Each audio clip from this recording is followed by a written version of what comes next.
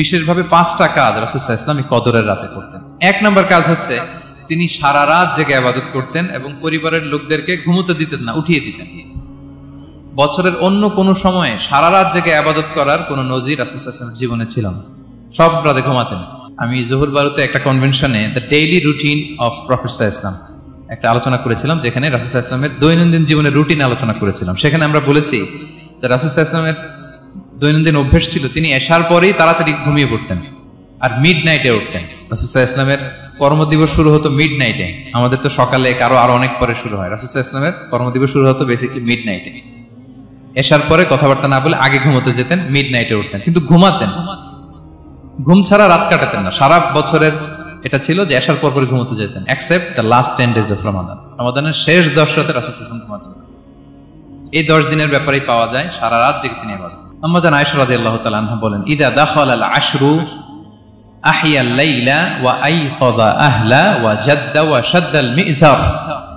রমাদানের শেষ দশক যখন আসতো রাসূল সাল্লাল্লাহু আলাইহি ওয়াসাল্লাম সারা রাত জেগে ইবাদত করতেন। পরিবারের সদস্যদেরকে জাগিয়ে তুলতেন, স্ত্রীদের ঘুমাতে দিতেন না, জাগিয়ে তুলতেন। ফাতেমা রাদিয়াল্লাহু তাআলা আনহার ঘর পাশেই ছিল, তাদেরকে যে জাগাতেন এবং নিজে সারা রাত ইবাদত করতেনই।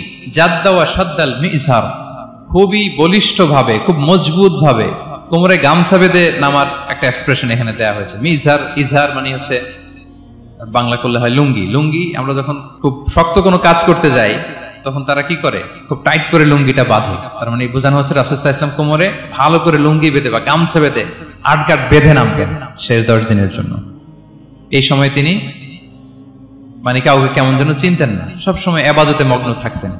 এটা আমরা করতে পারি যে শেষ 10 দিনে আমরা একটা স্পেশাল প্ল্যান করতে পারি যে আমরা আমাদের সর্বোচ্চটুকু উজাড় করে দিয়ে লাস্ট 10 days অফ রমাদানের এই বরকত আমরা হাসিল করব, এটা যেন আমাদের মিস না হয়। তাহলে এটা আমরা একটা পেলাম। 2 নাম্বার হচ্ছে ইতিকাফ করা। রাসূলুল্লাহ সাল্লাল্লাহু আলাইহি ওয়াসাল্লাম রমাদানের শেষ 10 দিন ইতিকাফ করতেন। আমাদের আয়েশা রাদিয়াল্লাহু তাআলা আনহা বলেন, কানা ইয়াতাকিফুল আশরাল আওয়াখির মিন রমাদান। রমাদানের শেষ দশকে তিনি ইতিকাফ করতেন হাত্তা তাওয়াফাহুল্লাহ, ওনার ইন্তেকালের আগ পর্যন্ত এই অভ্যাসটাই তিনি জারি রেখেছেন। সুম্মা আতাকাফা আজওয়াজুহু মিন বাদি, তারপরে ওনার স্ত্রীরা ইতিকাফ করেছেন। আরেক বর্ণনায় এসেছে ইয়াতাকিফু কুল্লা রমাদান 10 আইয়াম, প্রতি রমাদানে তিনি 10 দিন ইতিকাফ করেছেন। কিন্তু যেই বছর তিনি ইন্তেকাল করবেন সে বছর তিনি 20 দিন ইতিকাফ করেছিলেন। প্রতি রমাদানে 10 দিন, আর যে বছর ইন্তেকাল করবেন সে বছর কয় দিন? 20 দিন তিনি ইতিকাফ করেছিলেন মসজিদে নববীতে। তাহলে আমরা এই রমাদানের শেষ দশকে এটা করতে পারি। 2 নম্বর পয়েন্ট হচ্ছে ইতিকাফ করা। যারা আমরা করিনি তারা আমরা ইতিকাফ করতে পারি। আমাদের আইআইএম এর মসজিদ এটা ইতিকাফের জন্য একটা উর্বর জায়গা। আমরা যখন এই ক্যাম্পাসে ছিলাম তখন দেখেছি যে এখানকার ইতিকাফের পরিবেশ যে এত সুন্দর এটা কল্পনাই করা যায় না, অসাধারণ পরিবেশ। আমরা যেন ইতিকাফ করার চেষ্টা করি। ইতিকাফ করতে না পারলে শেষ দশকের রাতগুলো যেন মসজিদে কাটানোর চেষ্টা করি, তা না পারলেও বাসায় যেন এই রাতগুলো আমরা মিস না করি। বিশেষ করে সেন্ট্রাল মস্কে তো অসাধারণ পরিবেশ, এটা হাইলি রেকমেন্ডেড। ইফ পসিবল আপনারা আসবেন, এখানে ইবাদতের চমৎকার পরিবেশ থাকে। 3 নাম্বার হচ্ছে রাসূল সাল্লাল্লাহু আলাইহি ওয়াসাল্লাম এবং জিবরাইল আলাইহিস সালাম যৌথভাবে কোরআন রিভিশন করতেন। খুব ইন্টারেস্টিং। সারা বছর যেটা নাজিল হতো রমাদানে জিবরাইল আলাইহিস সালাম রাসূল সাল্লাল্লাহু আলাইহি ওয়াসাল্লামকে শোনাতেন, রাসূল সাল্লাল্লাহু আলাইহি ওয়াসাল্লাম আবার জিবরাইল আলাইহিস সালামকে শোনাতেন। সহিহ বুখারীর বর্ণনা, কানা জিবরিলু ইয়ালকাহু ফি কুল্লি লাইলাতিন মিন রমাদান ফায়ুদারিসুল কুরআন। প্রতি রমাদানের প্রতি রাতে এসে রাসূল সাল্লাল্লাহু আলাইহি ওয়াসাল্লামের সাথে কোরআন মুদারাসা করতেন। সহিহ মুসলিমের বর্ণনায়, আন্না জিবরিল কানা ইউআরিদুহু বিল কুরআন কুল্লা আমিন মাররা। প্রতি বছর রমাদানে একবার শোনাতেন বা শুনিয়েছেন, যে বছর তিনি ইন্তেকাল করবেন তিনি 2 বার শুনিয়েছিলেন। আরাদা ইউআরিদু মানে এটা ফ্রম বোথ সাইড। আরবি শব্দটা এমন যে জিবরাইল আলাইহিস সালাম শোনাতেন, এরপর রাসূল সাল্লাল্লাহু আলাইহি ওয়াসাল্লাম জিবরাইল আলাইহিস সালামকে শোনাতেন, কোরআন রিভিশন করা।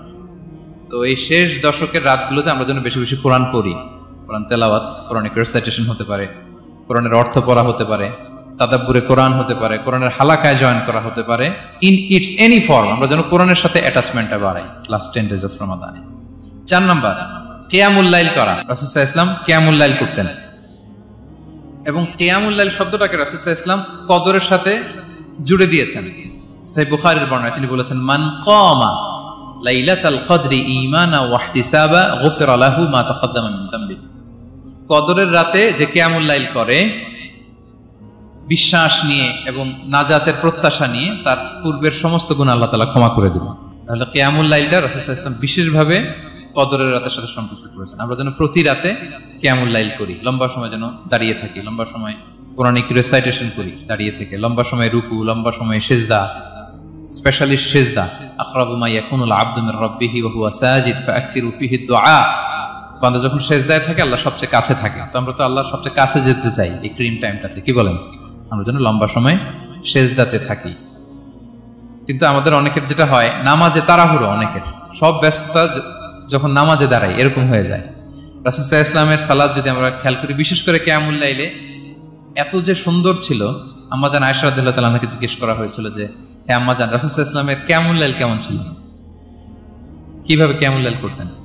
আম্মাজান আয়েশা দেখেন ওনার এক্সপ্রেশনটা কত সুন্দর। তিনি বলেছেন, ফালা তাসআল আন হুসনিহিন্না ওয়া তুলিহিন্না।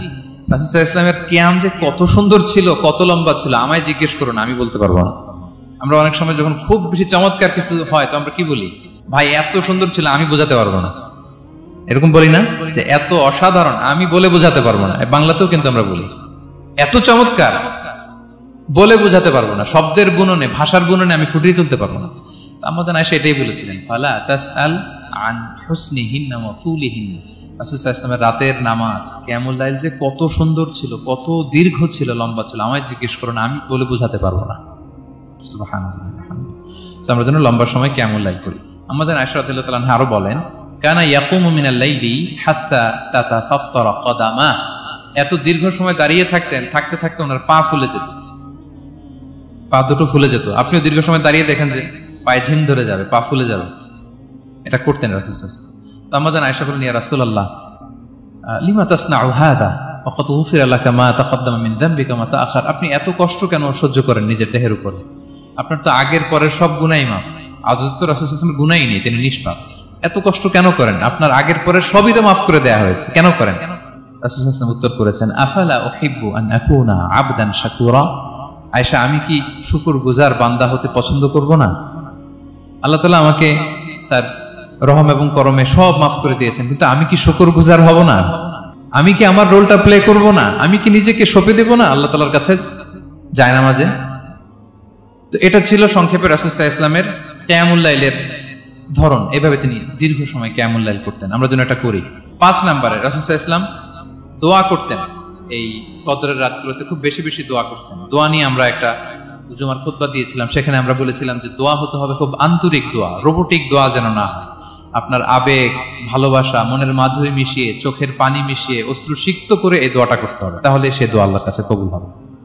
আমরা যেন আমাদের ভাব, আবেগ সব ঢেলে দিতে পারি আমাদের দোয়াতে, আমাদের সিজদায়, আমাদের কিয়ামুল লাইলে। এবং যে কোনো ভাষায় কোরআনিক দোয়াগুলো রেকমেন্ডেড, হাদিসের মাসুরগুলো রেকমেন্ডেড।